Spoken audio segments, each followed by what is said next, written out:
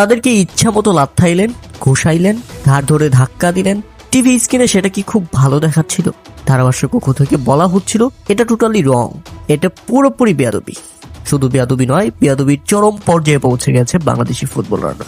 আমরা আসলে ফুটবলে উন্নতি করতে পারবো না, আমরা আসলে কোনোদিন এগিয়ে যেতে পারবো না, কারণ আমাদের সেই শিক্ষাটা আমরা এখনো পাইনি। কিছু কিছু খ্যাত পোলাপানদের জন্যই বাংলাদেশের নামটা শেষ পর্যন্ত খারাপ হয়।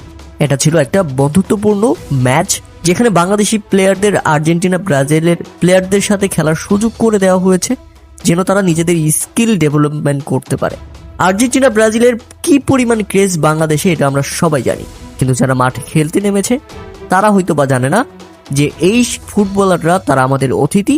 আমাদের উচিত ছিল তাদের পর্যাপ্ত সম্মান দেওয়া, বন্ধুত্বসুলভ আচরণ করা, কিন্তু ম্যাচের মধ্যে মনে হলো বাংলাদেশের প্লেয়াররা, ফুটবলাররা খেলতে নামেনি, বরং রেসলিং খেলতে নেমেছে এবং লাথি, কিল, ঘুষি এগুলা মেরেছে, যেটা কখনোই প্রত্যাশিত ছিল না, একেবারে অপ্রত্যাশিত একটি ঘটনা।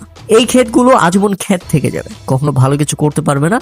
প্রিয় দর্শক, আপনারা লিখে রাখেন, আমরা সত্যি লজ্জিত, আমরা সত্যি মর্মাহত, কেননা আমরা কাউকে কখনো সম্মান দিতে আজ পর্যন্ত শিখতে পারিনি।